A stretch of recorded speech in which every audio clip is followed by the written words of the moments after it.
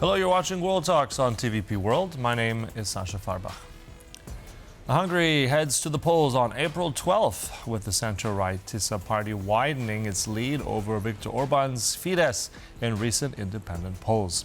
Now, with Tisza pulling ahead in multiple surveys, the election may hinge on the 20 to 26% of undecided voters, even as questions over Hungary's ties to Russia and leaked foreign ministry communications have sparked fresh scrutiny.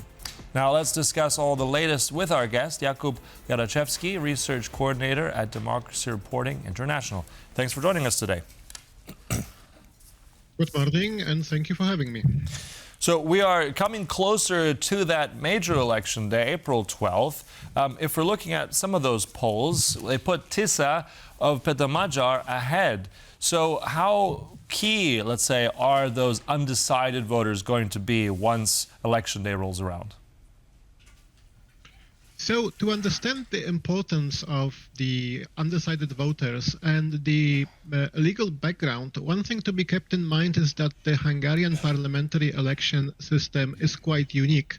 It features two sets of constituencies, some of them being a single first past the vote system, and some of them being a proportional system. And the way this whole framework is set up, it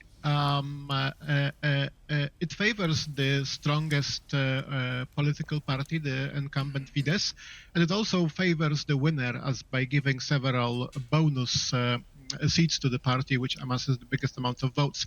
So in practice, this means that in order to prevail in these elections, Tisza would not only have to have a simple majority of votes over Fidesz, but have a significant overhead. And so those undecided voters play a key role, because in the end, it's not only about who gets the most votes, but also how far do they outpace their opponents. Mm-hmm.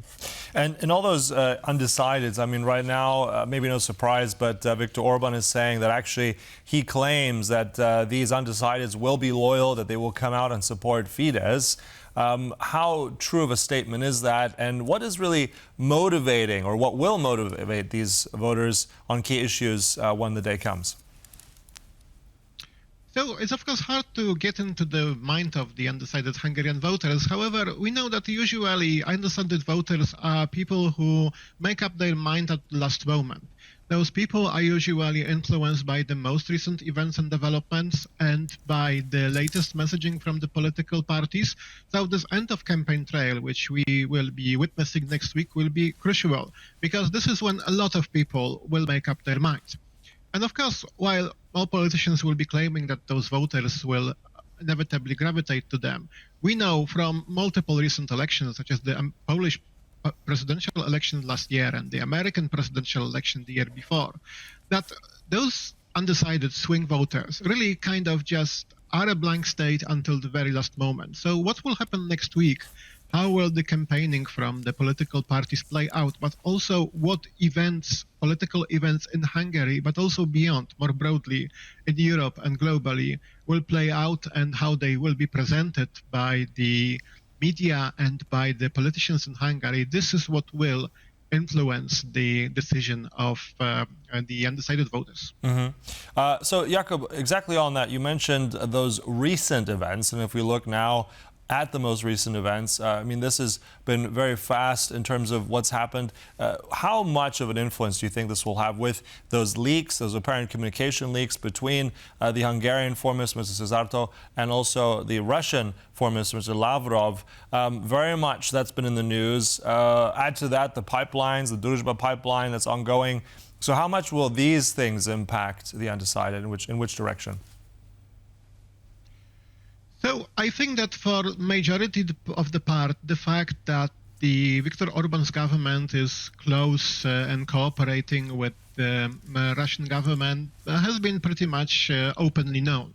And so for the most part, I believe that voters of Fidesz and Tisza have already made up their minds, and the voters of Fidesz appreciate the closeness of Hungary with Russia, while voters of Tisza oppose it and believe that this is the wrong direction. What I think is that the fact that we have now a rather clear confirmation that these kind of conversations have been taking place, and we had the recording of the Hungarian foreign minister talking with his Russian counterpart, that might influence swing voters, in particular people who are looking for some sort of objective, concrete proof that this kind of communication has been happening. And now that they are seeing this, they might make up their minds either way. Mm-hmm. Right, and exactly on that. Either way, I was going to press you on that, which way that would be, but I guess that's something for the voters then to decide themselves. Also, if we look at some of the recent quotes, this is from Prime Minister Orbán, and I just want to get your sense of what you think of it and what you make of it. He said, we do not need change, nor adventure, nor experimentation, nor the ambition of the youth. So that's quite an interesting statement there. How do you think that is going to impact the election? And secondly, what does that mean? What does that tell us about his view? I think that this is a part of a larger narrative from Prime Minister Orbán, where he is defending the status quo and basically messaging that Hungary has been going great, Hungary has been going forward, and that the country is fine as it is. However, we've also seen the dynamic that Viktor Orbán's support is stronger with middle-aged and elderly voters in Hungary, while a significant portion, although not all of them, of course, of the younger voters tend to gravitate toward Tisza. So this might be, in a way, a messaging which we have seen before from similar political parties, such as Peace in Poland, telling people that the age and experience are more important than youth and energy, and in a way, messaging that this is ultimately going to be the vote of the elder generations that is more important and will have a greater role than the decisions of the youth. But I think that this is also a complex picture, because we also see support for Fidesz among younger Hungarians, and especially those Hungarians who share the nativities anti-EU messaging of Orbán. So this is not as clear-cut as it is, but definitely, in a way, Fidesz tends to gravitate towards the older voters. Yeah, but it's also kind of the supreme irony of many ironies, but I just see that if we look at the origins of Viktor Orbán and Fidesz, right, he was that very young man, that youthful man with a young party that was saying exactly this. It was sort of the face of something new and different. So it's ironic that he's saying now, well, hang on, you don't need that anymore. So is he kind of, I mean, how do you sense that interpretation? Because then Magyar would be then very much a fresh face that many people would want as change. I think that in many ways, Péter Magyar has kind of became what Viktor Orbán has been in the 80s and the 90s, the young firestart who wishes to upend the status quo and to reshape the country, and is messaging to his voters that the current situation cannot go on, the corruption in the economy, that all needs to change.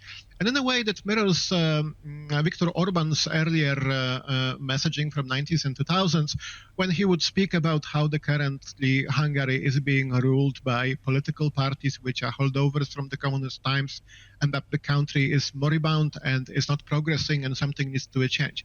Now, in a way, this gentleman kind of swapped places, and so this messaging is now reversed, with Viktor Orbán protecting the status quo and defending the legacy of his 16 years long rule, while Péter Magyar coming in and telling that this has to change. Mm-hmm. And then also, I mean, we'll be very much watched by various, let's say, observers from around Europe as well. Looking also at the nature of, it's complicated to explain, but give us your brief take, because if I look at the election, for instance, 2014, Orbán won, I think it was around 45%, but he carried somehow 90 districts, or 90% of the districts. So tell us about how this is sort of structurally built now and changed to favor Orbán. Is there any way around this? Is it still the same? Give us a quick take on that. So, first of all, we have seen progressive changes to the electoral map in Hungary, which in a way have been designed to favor Fidesz. We have a situation where the single-member constituencies have been shaped to give more strength to the rural conservative vote, which in general tends to favor Fidesz, and give less strength to the urban, frequently highly educated and high-income vote, which in a significant portion tends to gravitate toward Tisza. Now, this is an uneven playing field, And as I mentioned earlier, even in the proportional districts, the way of counting the votes and translating them into seats favors the strongest parties and in particular favors the winner, which will be interesting depending on who will win this election, because we might very well arrive at a situation where Tisza, if it would receive a significantly higher number of votes than Fidesz, would benefit from this system.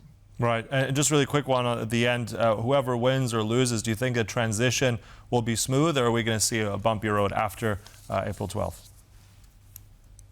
The question, what will be the aftermath of the election, is indeed a fascinating one and a great unknown. We could see a clear victory of either side and the second side accepting this result, but we could also see a close call and contestation of the result. And also, of course, there is the question of even if Viktor Orbán loses the election, concedes, hands over the power, how much will Péter Magyar will be able to do given the constitutional and legal framework which has been over the years entrenched and modified? And the question that's will be a test of his ability to govern and reform the country, if he will, of course, do it. All right, so April 12th, that's the day that many in Europe will look at on what's going to happen in Hungary. Thanks for all that information, really insightful. That was Jakub Jaraczewski. Thank you so much. Thank you very much. And thank you for watching World Talks, but stay right here on TVP World for more news and commentary. Goodbye.